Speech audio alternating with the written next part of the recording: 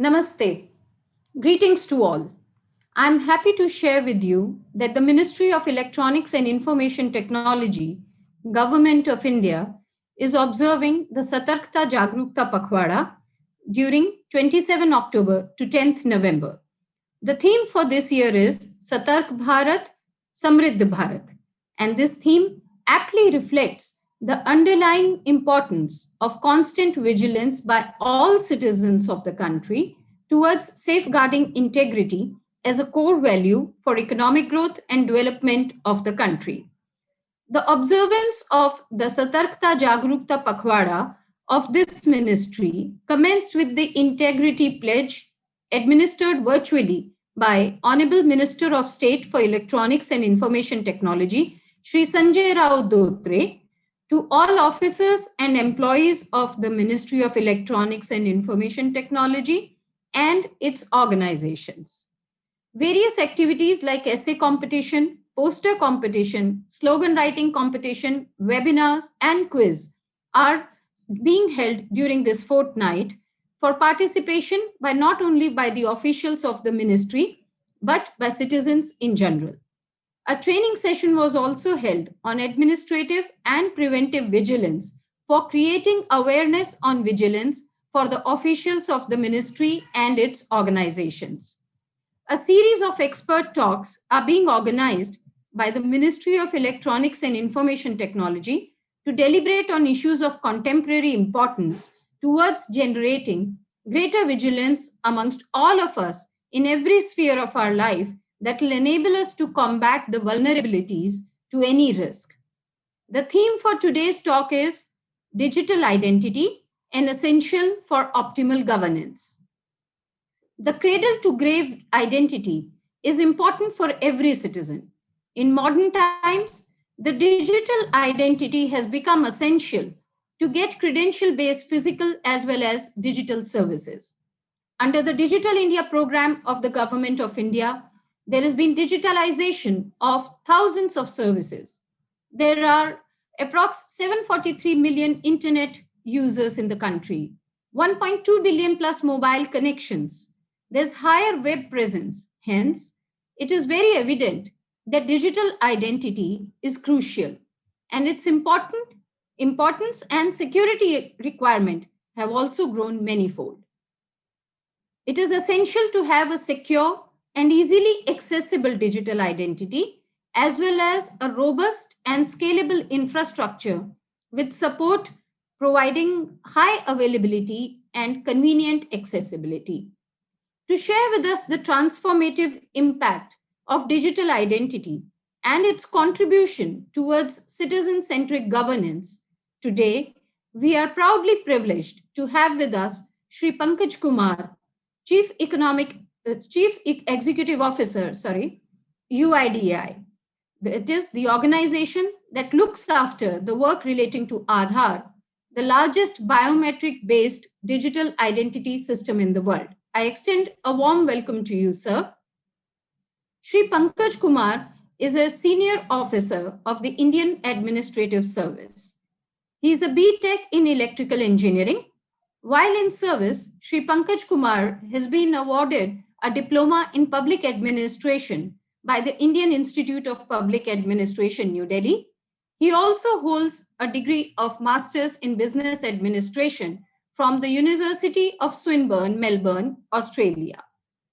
After serving at the centre and the state in various capacities, Shri Pankaj Kumar has been serving as CEO, UIDAI, since October 2019.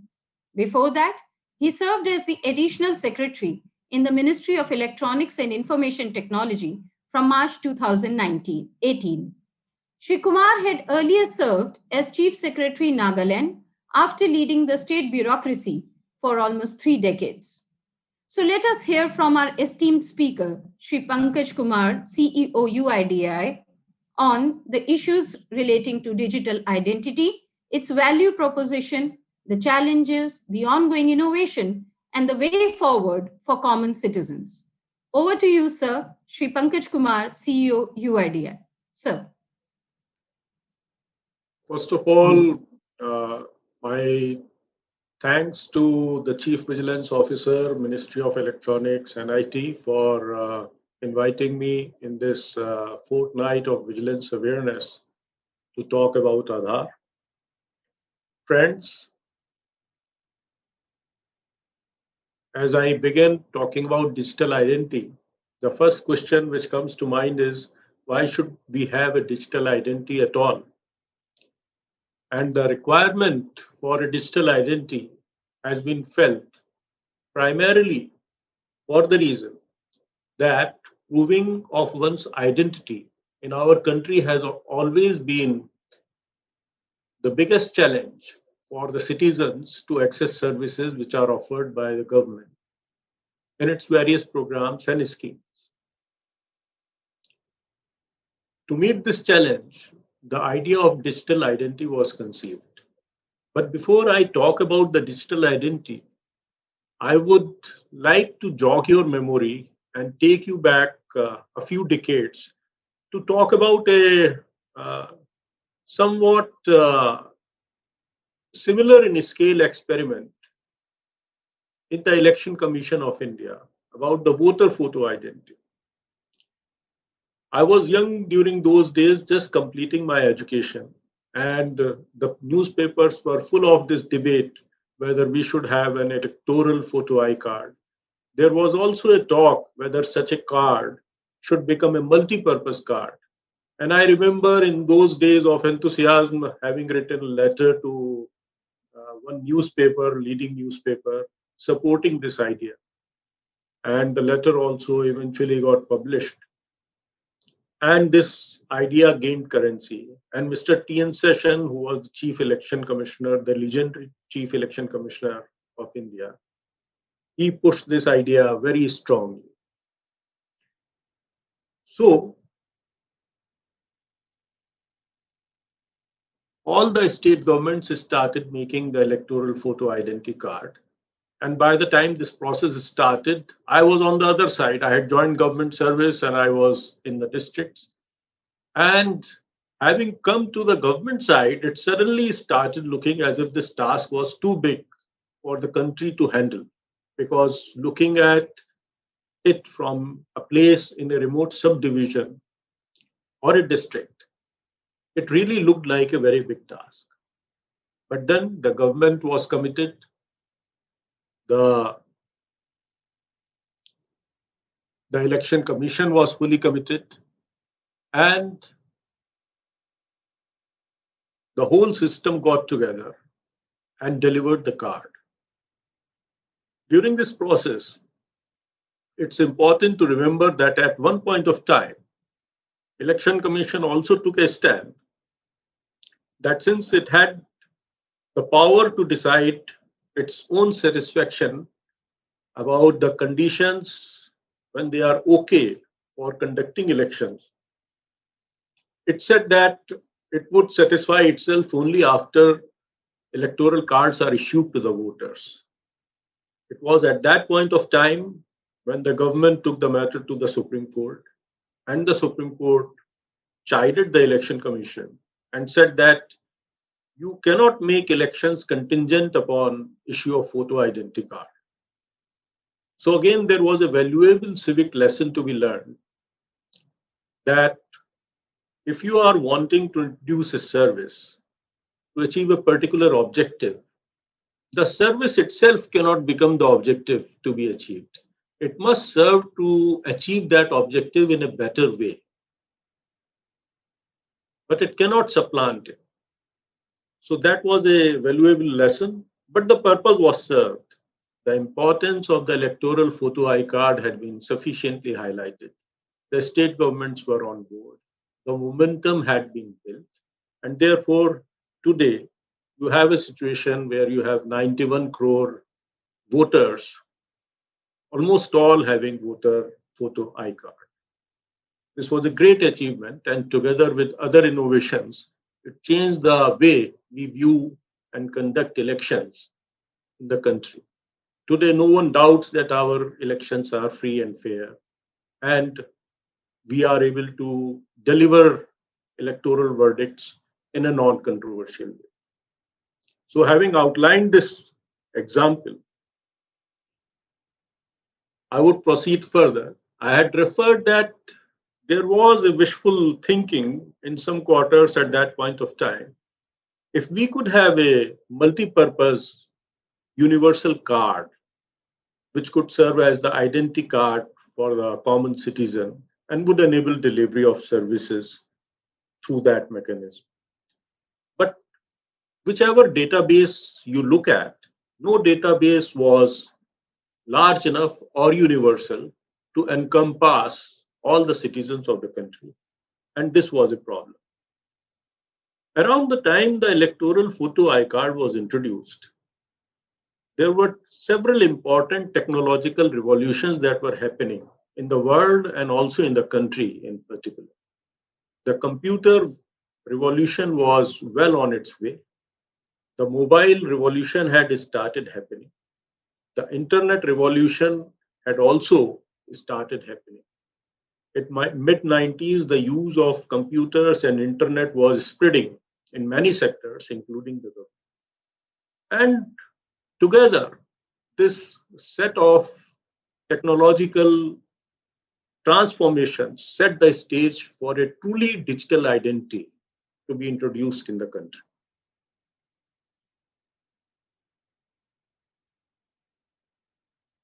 Now, in the electoral photo iCard example that I pointed out, there were several important lessons to be learned there. First was, no one can stop a good idea when its time has come. Secondly, you need a champion, as you had Mr. Session those days, to sell and pursue that idea. The third thing which that example taught us is overzealous implementation can sometimes lead to legal challenges. So an absolutist position is not feasible.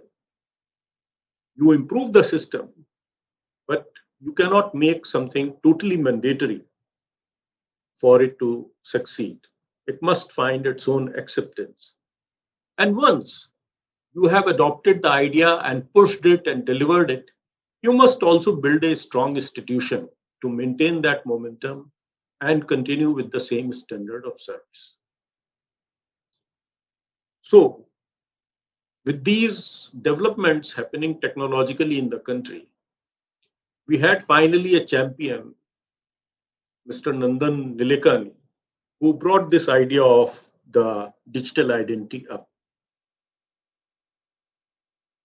There were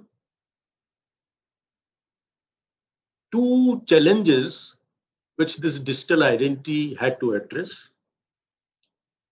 The first challenge was that it must provide convenient access to the poor, marginalized, disadvantaged sections of the society so that they can access the benefits and services, which means the new system must be easier to offer that identity to the people at large.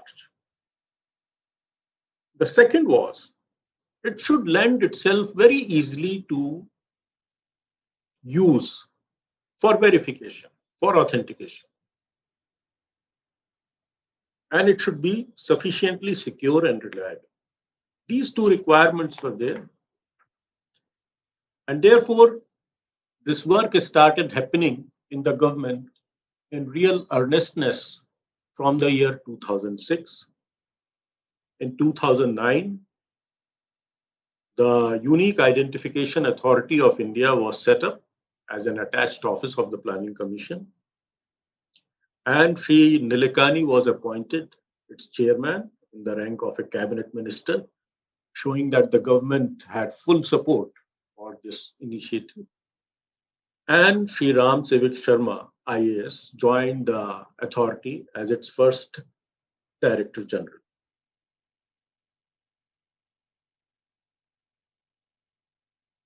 There were two objectives set for this new digital identity which the country was attempting. Number one, It must be robust enough to eliminate duplicate and fake identities. It must be technologically robust to do deduplication. This was the first ask of this digital identity. And as I mentioned, the second ask was that this digital identity should be verified and authenticated in an easy and cost effective way. How to do that required a great deal of thinking. So, two committees were set up.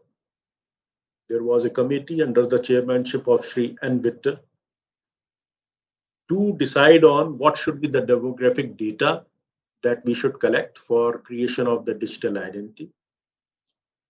And this committee made very sound recommendations that whatever we collect should be minimal and should already be more or less in public domain of that individual in interface with various sectors, agencies, service providers.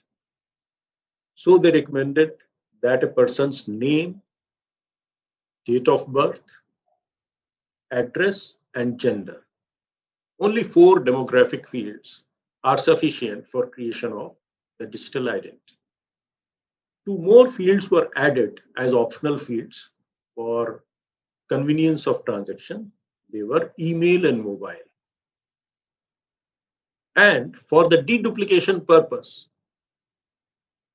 and for establishing the identity in a reliable way, it was necessary to utilize the technology, the biometric technology. And therefore, it was decided to collect 3 biometrics: the face, the photo of the face, 10 fingers of both the hands, and the iris. The fingerprints and the iris are considered to be the core biometrics. They have a very special place, and I'll be coming to it as we go along.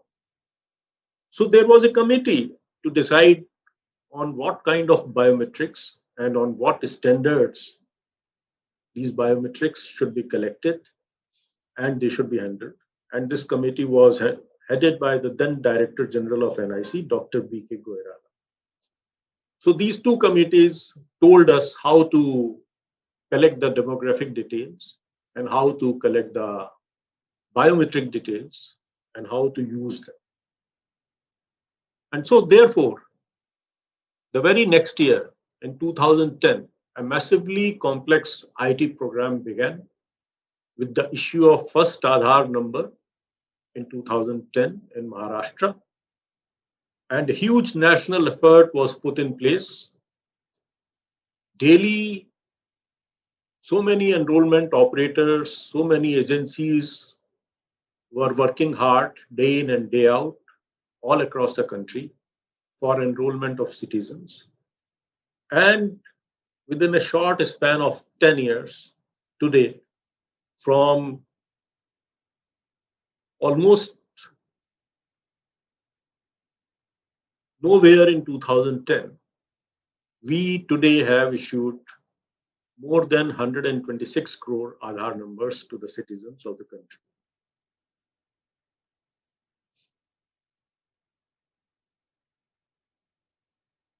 And since every Aadhaar number is issued by the process of deduplication, we have also ensured that the Aadhaar number issued to an individual is unique to that person and it cannot be possessed by another person.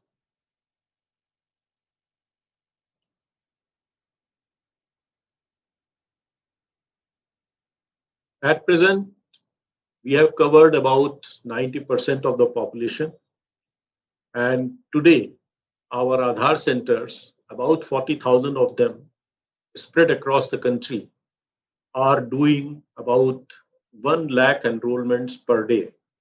This is much lower than those heydays when the explosive growth in Aadhaar was taking place, but it's natural as the population reaches saturation, then we address the new incomers, and those people who have been left out in the system. Now, with this huge database of 126 crore Aadhaar holders, there is also an increasing requirement for Aadhaar updates for various reasons. One's name may change, one may shift the residence requiring a change of address, one may change one's mobile number, and so on. So therefore, the work relating to update of Aadhaar has been increasing. And today we are carrying out 3 to 4 lakh updates per day in the Aadhaar system.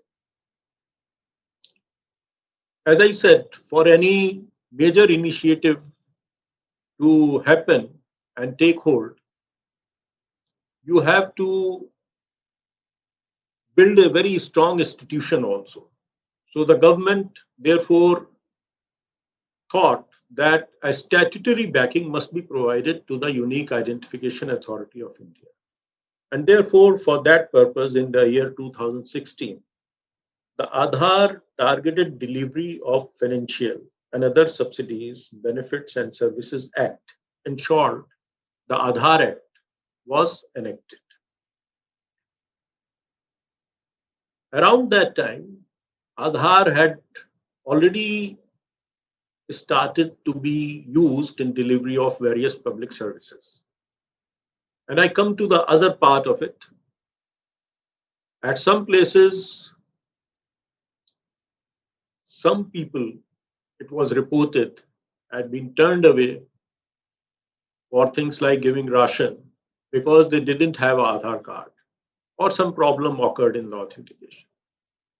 This problem was swiftly noticed by the government, and to clarify this matter to all the state governments, instructions regarding exception mechanism were issued. And this was something which was also put before the Supreme Court, which was by the time hearing a legal challenge to the Aadhaar Act itself.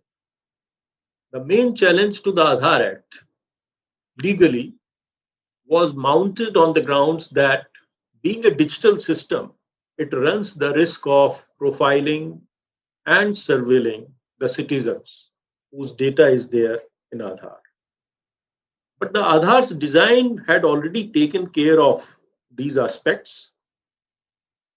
Very sound design was created. This was put before the Supreme Court. And the Supreme Court, after 6 years of litigation in the year 2018, delivered its verdict on Aadhaar, holding it to be constitutionally valid. The Supreme Court also made certain observations and struck down a few provisions of the Act. And considering the directions of the Supreme Court, the Government of India brought about amendments to the Aadhaar Act last year, in the year 2019. And now we have a settled position with regard to the legal status of Aadhaar.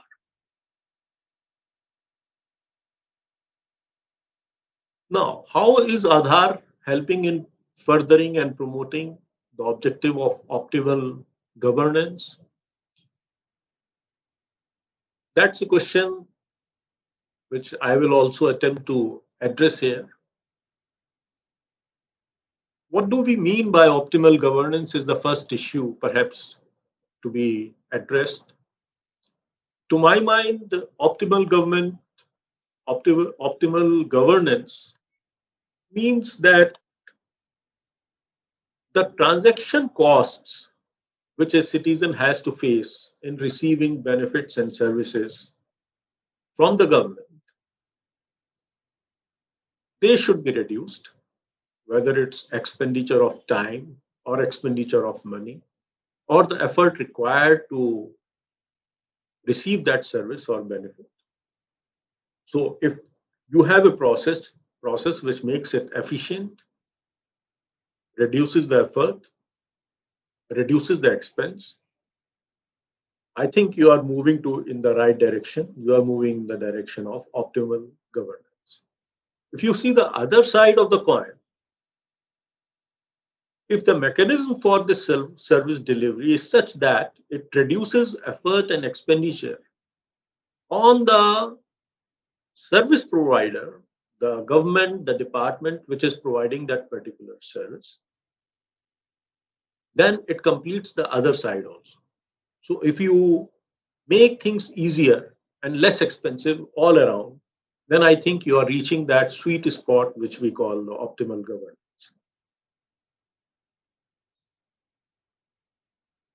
So how Aadhaar has achieved it? Aadhaar has achieved it by issuing this 12-digit random number to the citizens. This number doesn't have any information in it. It's a purely random number. It is unique. Once allotted to an individual, it will never be allotted to any other person. And once allotted, it stays with that person till the time of death and even beyond. This number never changes hands. The Aadhaar's architecture has also been designed in such a way that Aadhaar serves purely as a digital platform.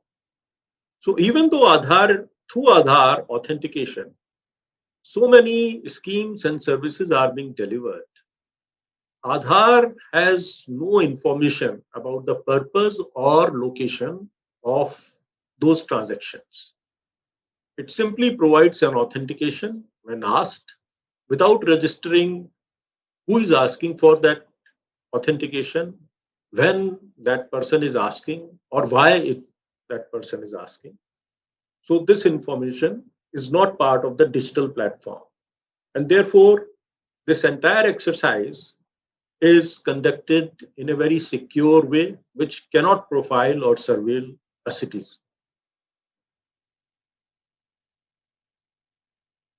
As a platform, therefore, Aadhaar, by design, concentrates only on providing the identity and authenticating it, and it does nothing else.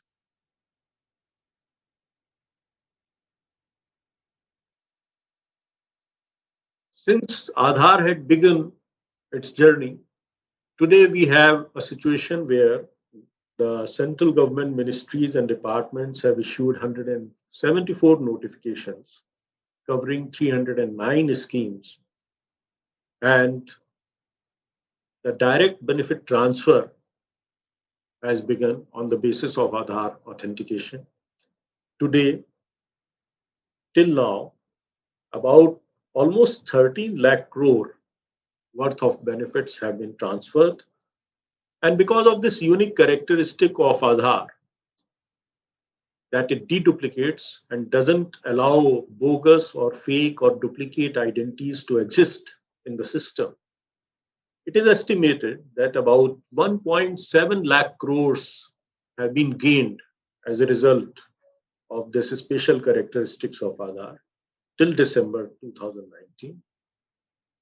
There have been major gains in the public distribution system in delivering subsidy for LPG connections, providing employment under the Rural Employment Guarantee Act, and also reaching fertilizer subsidy, apart from several other major programs of the central government and its ministry. Today, all the major databases have a very high proportion of Aadhaar seeding. About 85 crore of the mobile phones have Aadhaar seeding today. 64 crore of the 81 crore PDS beneficiaries have their Aadhaar numbers seeded. We are moving today in the direction of one nation, one ration card. Almost all states now are on board in this exercise. And Aadhaar seeding is a major part of this effort. 26 crore out of 28 crore LPG beneficiaries were Aadhaar seeded. 11.3 crore of 18 crore EPF holders Aadhaar seeded, and 9.5 crore out of 13 crore Manrega beneficiaries are also Aadhaar seeded.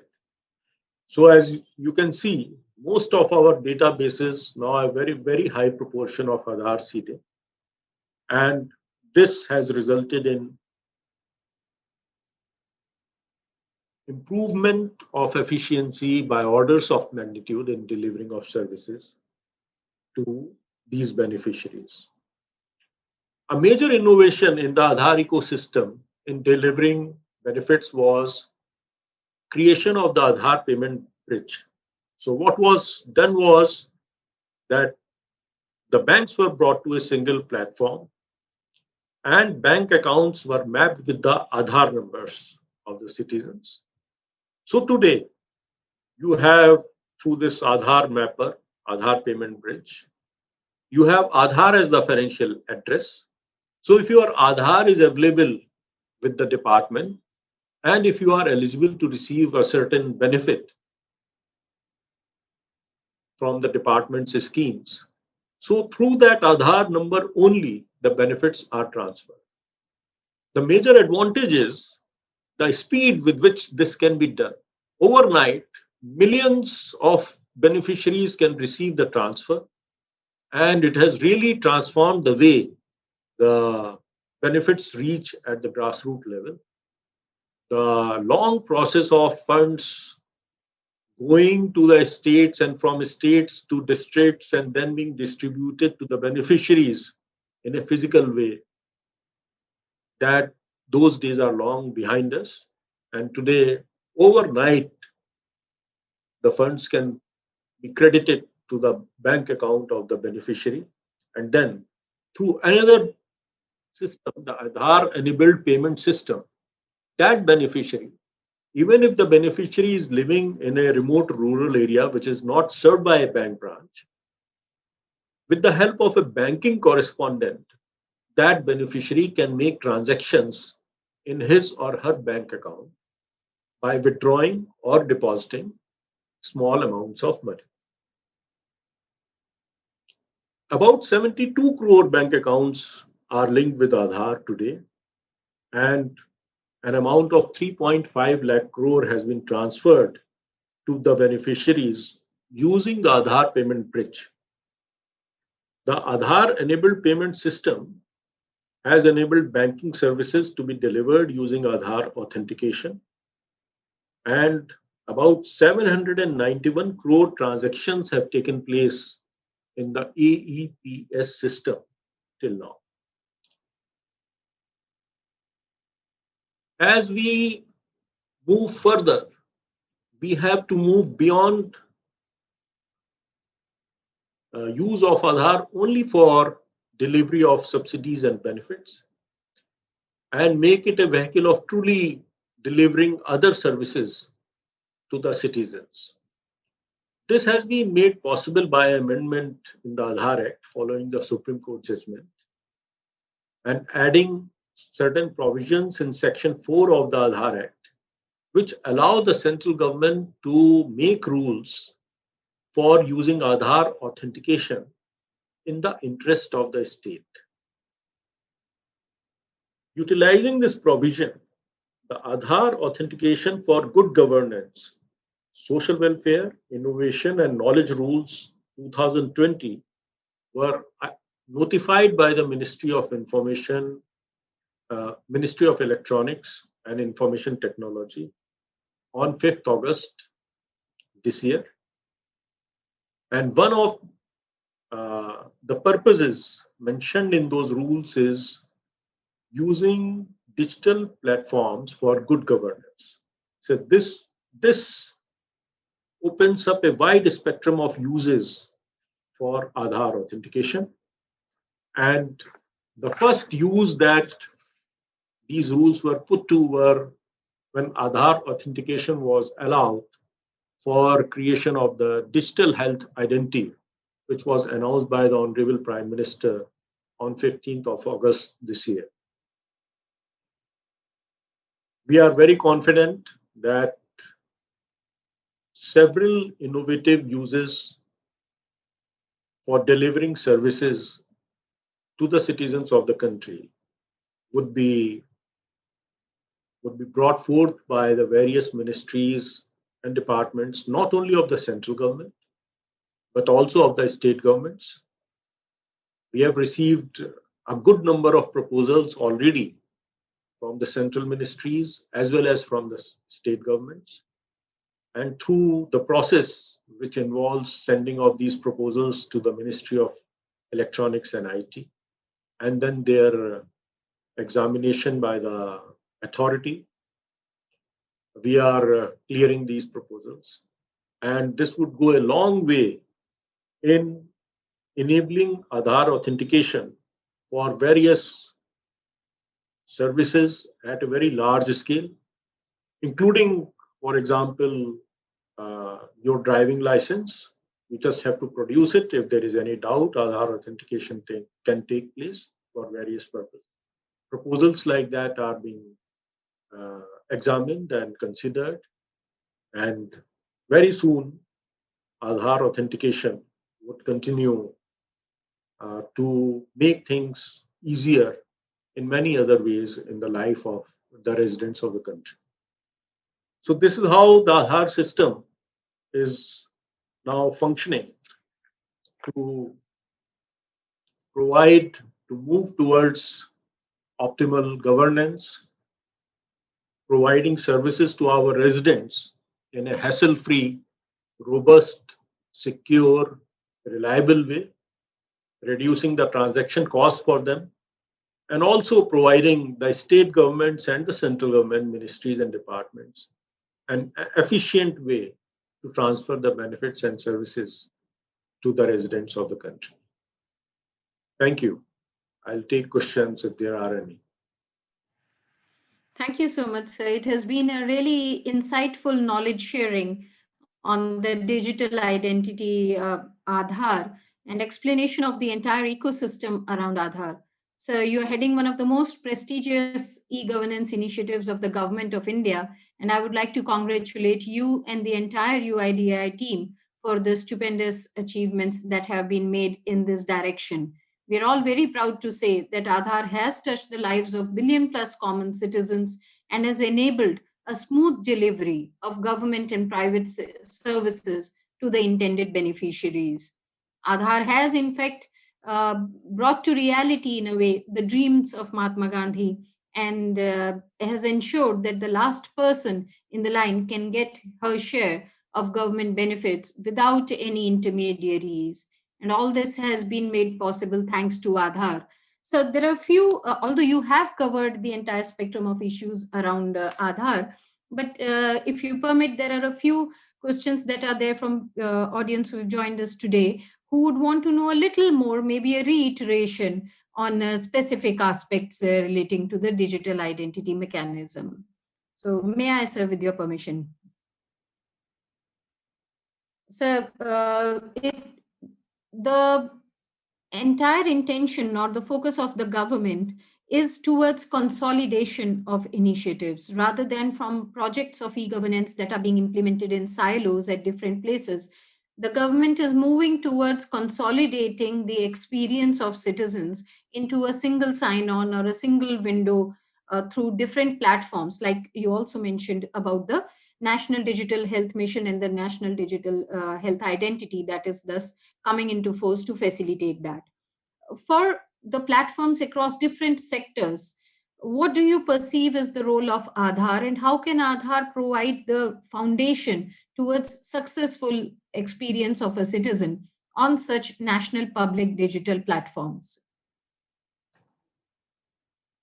Aadhaar can provide its services to these digital platforms to impart them with the unique ability which is built into the Aadhaar system, which is a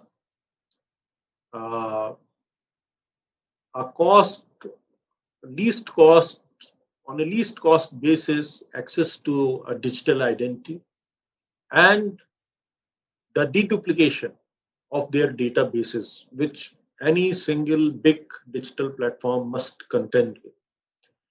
Now, this has to be done in a way which does not create an overall system where all transactions, their purposes, their locations are connected with Aadhaar. This situation has to be avoided. So what we have done, for example, with the digital health identity is that The digital health identity, at the time it is being created for a resident, will touch the Aadhaar database for authentication, for Aadhaar authentication. And it will be a one-time authentication. Once that the identity of that person is established, then the further authentications with regard to provision of health services to that resident will remain within the health digital platform, and it will not have any recording in the Aadhaar platform. This way, we believe in a safe, secure, and reliable way, Aadhaar can provide the facility of the identity and its verification. And therefore, for various digital platforms, it becomes a least cost method to conveniently onboard their targeted beneficiaries onto their platforms.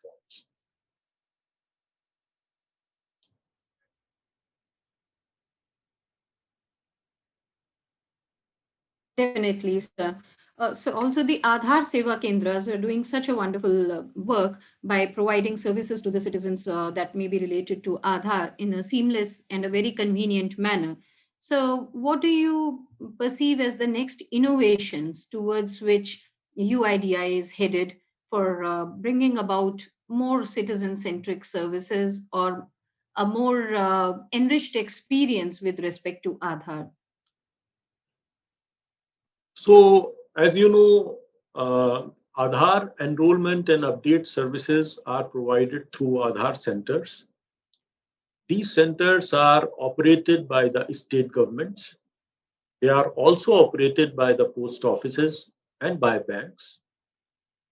And to provide services in a model way, the concept of UIDAI's own Aadhaar Seva Kendras was devised.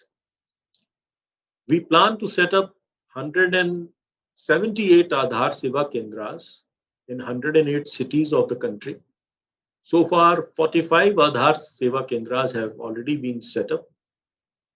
The unique characteristics of these Seva Kendras is that they offer one online appointment. So you don't have to go there and actually wait till your turn comes. You can book an online appointment.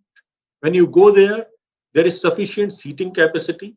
So few minutes that it takes to get your turn, you can be comfortably seated. There are air conditioned environment is available there.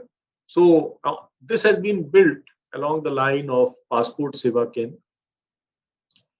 And we were thinking as to how to expand Aadhaar Seva Kendras further. So the CSC SPV vehicle, CSC approached us that they wanted to participate in this effort. And we have allowed CSC to open service Aadhaar Seva Kendras in those districts where UIDAI's Aadhaar Seva Kendras are not present. So in all those district headquarters, CSCs are opening their Aadhaar Seva Kendras, which are modeled more or less like the UIDAI's Aadhaar Seva Kendras, with the maybe smaller capacity because they have to cater to smaller number of people. And we have also allowed CSC to set up Aadhaar Seva Kendras in the state capitals. So that's how we are trying to increase the reach. In the rural areas also we have asked CSC to allow the services of Aadhaar update through their VLEs who are banking correspondents. There are roughly 17,000 of such VLEs, and I'm happy to say that more than 2,000 are already now functioning actively in the task of enrollment and updates.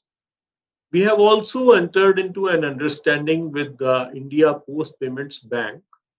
This is really a very large organization straddling across the country to provide child enrollment services, Aadhaar child enrollment services in the rural areas. and also allow the facility of mobile phone update in Aadhaar through their system. They are awaiting approval of RBI for this purpose. And we hope that with these initiatives, we will be able to deepen our reach to the residents of the country even further. Surely, sir. And now touching upon a very contemporary topic of relevance, but that has also been there ever since Aadhaar has come into being. And that is about the digital trust of every citizen in Aadhaar.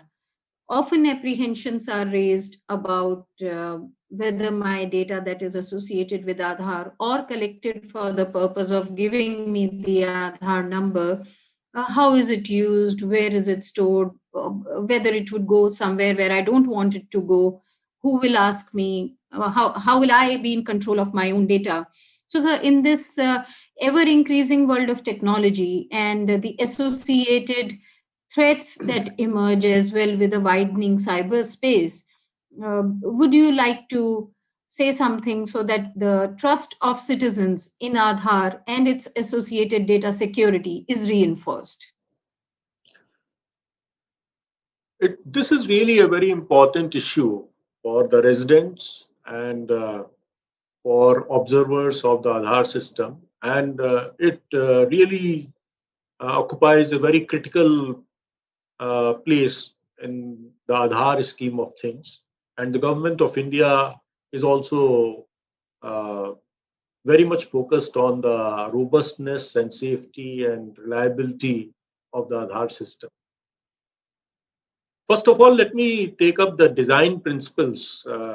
With a great deal of foresight, these design principles were conceived, and they were conceived primarily for protecting the residents' data from being misused or being used in a manner in which you can profile the resident or surveil the resident without the resident's knowledge. So, as I said, the Aadhaar number itself is a number without any intelligence. Uh, by looking at your number, looking at my number, for example, no one can tell that which state I come from, which job I hold, which gender I belong to, which age group I belong to. Nothing can be gleaned from your Aadhaar number. Secondly, when I use my Aadhaar, I authenticate myself for various purposes, different points of time. The Aadhaar system does not record the purpose and location of these authentications.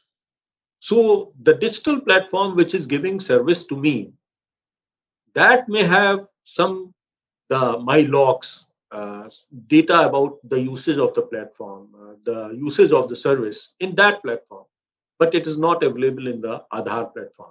So there is no way Aadhaar number can be linked with, in a general way, with these logs and any profiling system created. One very important aspect of all this is also to ensure how to safeguard the biometrics and personal data of the resident that has been collected to create the digital identity of the residents. We have two data centers in the country.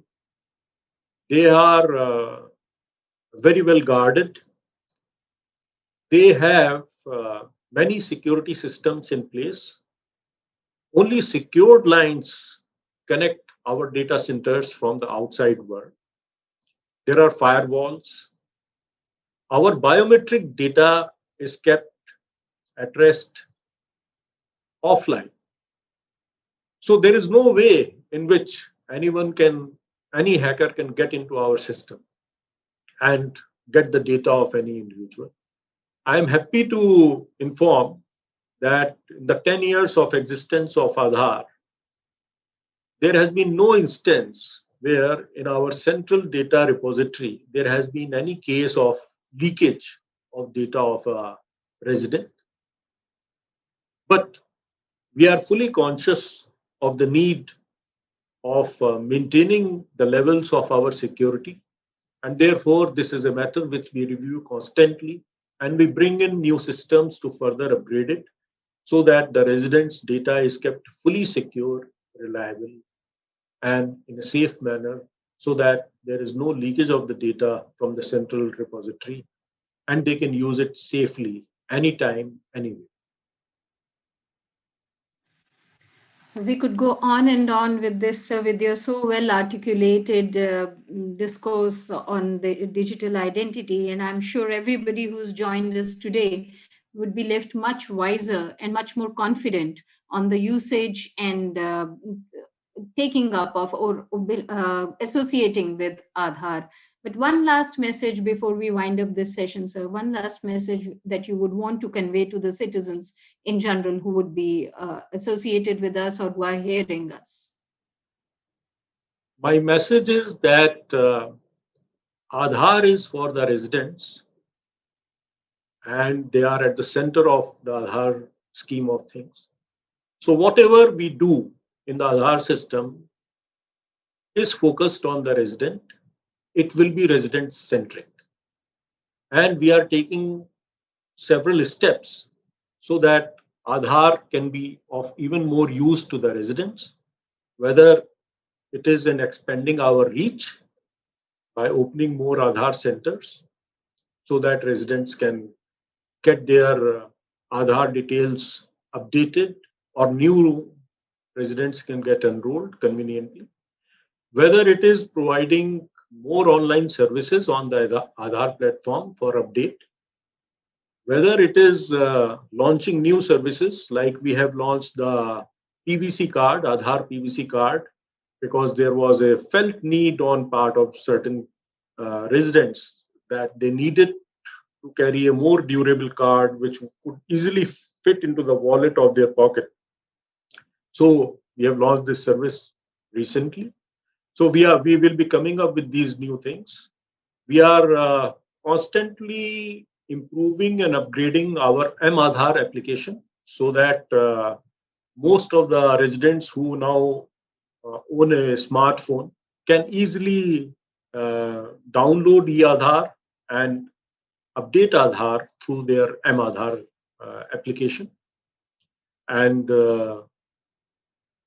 we are also working to, as I said, not all details can be disclosed, but we are constantly working to improve the robustness, safety, and reliability of the system. And I'm very happy to say that there are indications today that Aadhaar is the most trusted identity, and people have reposed their trust in Aadhaar in a very significant way. And we realize this responsibility, this task which is before us, and we assure our residents that we will be continuously working to improve the delivery of services to them and also keeping their data in the most secure and reliable way possible. Surely, sir. The very pivotal role played by Aadhaar as a digital identity in the entire story of digital transformation of India is well acknowledged, and the instrumental positioning of UIDAI in the entire governance structure is also well appreciated, sir. I'm sure everybody who has joined us today would have found it very beneficial, and I thank Shri Pankaj Kumar, CEO UIDAI. So thank you so much for sparing your valuable time and being with us here today for this very enlightening discourse. I also thank everybody who's joined with us today for this session, and thanks also due to the organizing team that has helped put together this session. Let us all resolve to be responsible citizens and contribute our bit towards Satark Bharat, Samriddh Bharat. Thank you to one and all. Namaste. Jai Hind.